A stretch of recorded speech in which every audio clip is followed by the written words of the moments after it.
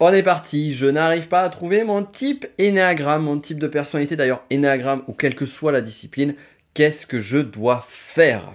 Eh bien, dans cette vidéo, on va répondre à cette question, on va aller au-delà, oui, de l'Ennéagramme, parce que, eh bien, justement, c'est des discussions que j'ai pu avoir, notamment avec mes élèves de formation sur le technicien Ennéagramme, bon, pas le master, puisque généralement, tout ça est clair une fois que les personnes passent au master, mais c'est également des discussions que j'ai pu avoir avec quelques amis, surtout quand on parle de d'autres outils de psychologie de la personnalité, comme par exemple les 8 fonctions cognitives de Jung qui amènent les 16 profils du MBTI, du MBTI. Donc on se rend compte que finalement, la problématique est la même dans tous les cas. Et en fait, déjà, j'ai envie de te dire un premier truc, félicitations. Si tu as l'humilité et l'intelligence de te dire je n'arrive pas à trouver ton type Ennéagramme, je n'arrive pas à trouver mon type de personnalité, je n'arrive pas à savoir où me positionner, eh bien ça veut dire que tu as cherché. Ça veut dire que tu as cherché suffisamment loin, bien plus loin que la plupart des personnes, et que tu ne t'es pas arrêté à ces bêtises de tests de personnalité qui généralement te donnent des résultats qui sont faux, et tu as fait une véritable introspection. De même, tu t'es pas arrêté à une figure d'autorité qui parfois, bien souvent, va avoir un avis qui peut être foireux et te dire « Ah mais toi, t'es tel profil, tel profil. Ne cherche pas, je le sais, je sais mieux que toi. » Non, tu as dépassé déjà ce cap. Pourquoi j'insiste, pourquoi j'en reparle, pourquoi j'insiste sur ça? Parce que, eh bien, c'est des barrières que l'on voit présentes. Donc, maintenant, on en revient à la grande question, j'arrive pas à trouver mon type de personnalité, qu'est-ce que je dois faire? Alors, c'est la phase la plus frustrante. Et là, à ce stade-là, il y a déjà une première question qui est la question du constat. C'est-à-dire, aujourd'hui, tu n'arrives pas à trouver ton type de personnalité, c'est quoi le constat? Le constat, c'est peut-être que tu as regardé tous les types et que tu hésites entre deux types de personnalités. On va dire par exemple, tu es en train d'hésiter entre le 2 et le 4, tu ne sais pas trop si tu es 2 ou si tu es 4. Un autre constat, c'est finalement, tu as regardé tous les profils, tu te reconnais un peu dans chacun d'entre eux, mais il n'y en a aucun qui te parle vraiment. Et certains te parlent, mais tu n'es pas sûr ou sûr. Donc, ça, c'est le second cas. Et le troisième cas, c'est finalement, tu hésites entre deux profils, ou deux ou trois profils, on va dire comme le 2 et le 4. Sauf que, contrairement au premier cas où tu dis je suis soit 2, soit 4, eh bien, dans ce troisième cas, eh bien, on va prendre d'autres profils pour, tu te dis, je suis peut-être 6, je suis peut-être 9, mais il y a un truc qui colle pas. Et aussi bien dans l'un que dans l'autre. Et c'est pour ça que tu n'arrives pas à te dire je suis 6 ou 9. Alors, on va prendre déjà chacun de ces cas les uns après les autres. Le premier cas, c'est vraiment le plus simple à gérer. C'est tu hésites entre deux profils et tu es quasiment sûr, tu es quasiment certaine ou certain que c'est l'un de ces deux profils. Bonne nouvelle, eh bien, il y a juste à creuser. Il y a juste à creuser un peu plus, il y a juste qu'à chercher un peu plus loin. Et là, vraiment, ce que je t'invite à faire, c'est revenir sur les fondamentaux. Alors, les fondamentaux, eh bien, c'est quoi? C'est la vision du monde du profil. Ça, c'est vraiment fondamental. C'est un des points clés. La passion, la compulsion émotionnelle, c'est dur. Parce que si on prend par exemple sur les différentes passions, si on prend la passion du 2, l'orgueil, eh bien on va pas forcément le voir en soi. Ou on va avoir du mal. Ou on va avoir tendance à connoter cette passion-là. Donc je t'invite à revenir sur cette compulsion émotionnelle. J'en parle plus en détail dans ma formation, dans mon contenu avancé. Si tu veux aller plus loin, tu as les liens qui sont en description. Encore une fois, j'insiste dessus. Si tu n'y es pas allé, vas-y. Je te l'invite vivement, particulièrement la masterclass gratuite, si tu ne suis pas déjà le technicien Ennéagramme. Ceci étant dit, donc voilà. Moi, ce que j'essaie de faire, c'est de vraiment te donner les fondamentaux. C'est vraiment d'aller là-dessus. Et j'insiste beaucoup sur les fondamentaux plutôt que d'aller sur des clichés comportementaux. Parce que, un cliché, ok, ça donne l'archétype qui est lié au profil. Mais cet archétype-là, il est parfois trop généraliste, il est parfois un peu foireux et un peu trompeur. Et il y a des subtilités sur les types Ennéagramme, comme par exemple certaines personnes qui, si on prend le 2, eh bien un 2 survie, eh bien on va avoir une spécificité sur ce type de 2, cette sous-catégorie du 2, qui fait que parfois on a du mal à les trouver. Si je prends un 4 tête-à-tête, ça va être exactement la même chose, ou même un 4 survie d'ailleurs, on pourrait en parler aussi. Mais ça peut amener des confusions avec d'autres profils, quand je pense au 4 tête-à-tête par rapport au 8+. Donc tout ça pour dire que vraiment reviens sur les fondamentaux, essaye de bien comprendre la différence qu'il y a entre un 4 et un 2, Et ce que je t'invite à faire, là je te donne plein d'exemples, soit sur Tech ou Énéagramme ou sur mon livre aussi. Hein. Sur mon livre, tu vas retrouver les descriptifs sur le petit livre de l'Énéagramme. Tu cherches sur ta librairie plutôt que sur Internet. Sur Internet, sur la librairie, tu tapes le petit livre de l'Énéagramme ou tu tapes Nicolas Penn. Et tu trouveras donc du coup mon livre. Et là-dedans, je t'explique plus en détail les points clés. Et même au travers d'une figure, de plusieurs figures, tu retrouves ces différents points clés. Et c'est pas juste les lire, c'est vraiment savoir ce qui est caché derrière. Ça, c'est vraiment un point clé. Et après, dernier conseil que je t'invite à faire, c'est,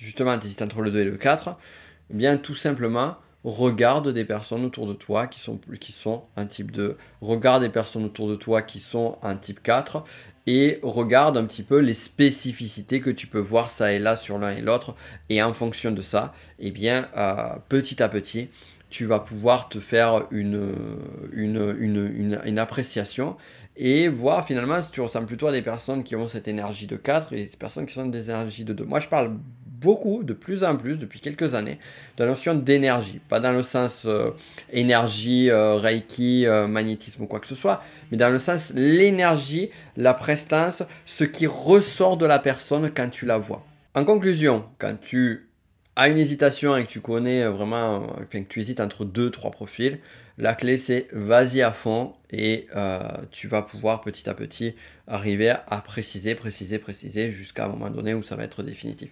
Et si j'ai pris le 2 et le 4, c'est pas pour rien parce que le 2 et le 4, ce sont deux profils émotionnels, pas instinctifs, ce sont deux profils émotionnels. Il y a une flèche qui relie le 2 et le 4.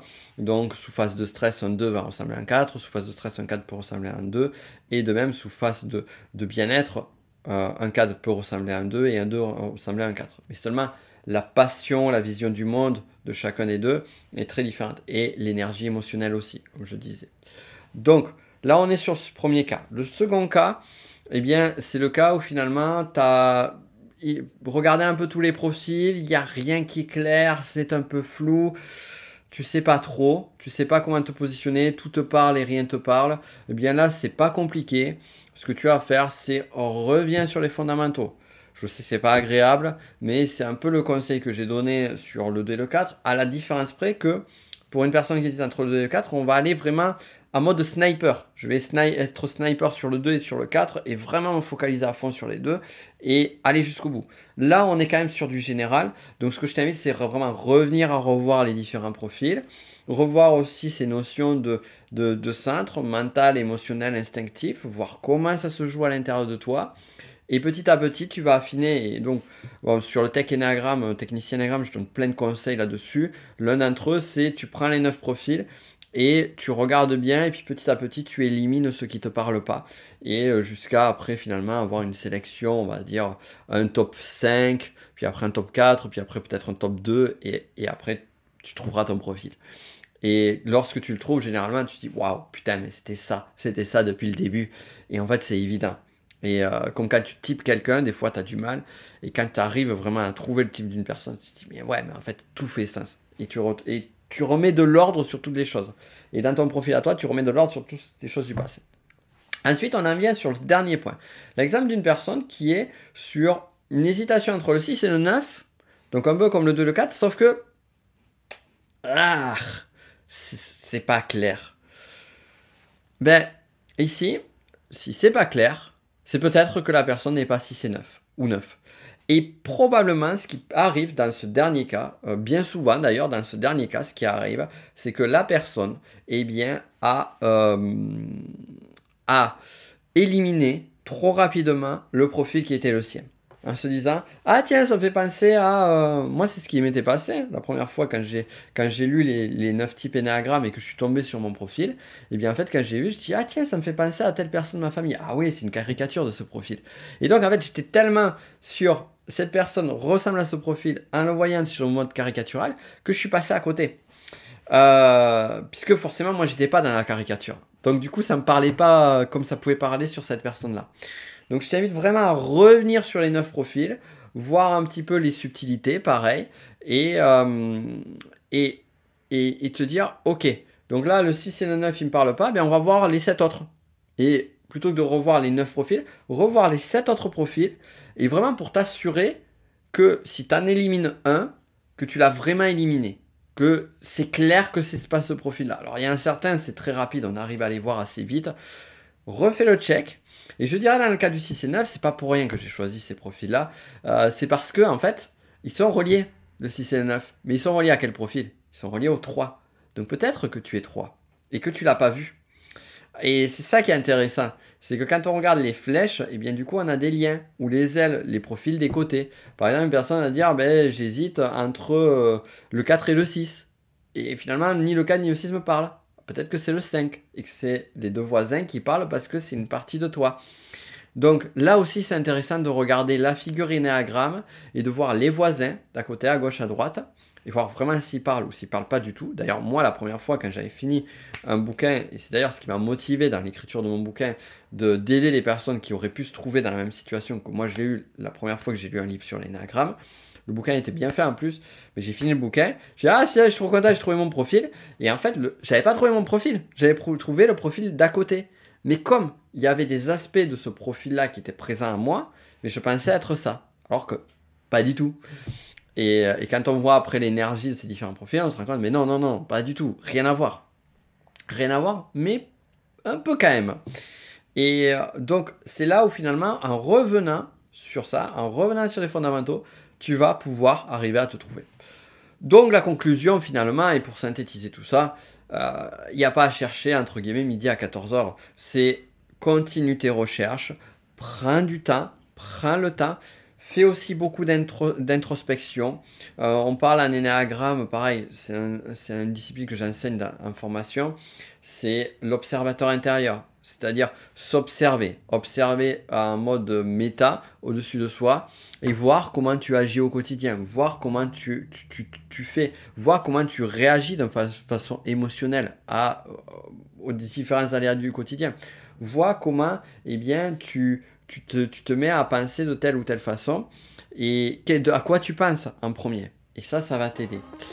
Donc voilà, je t'invite vraiment à continuer. Regarde également des exemples autour de toi de personnes qui sont sur ces profils-là, comme je l'ai dit sur le premier cas, mais ça se vaut sur les autres cas, parce que ça va te permettre d'affiner et te dire, voilà, ok, bon, le 2 c'est plutôt ça, le 8 c'est plutôt ça, et ainsi de suite.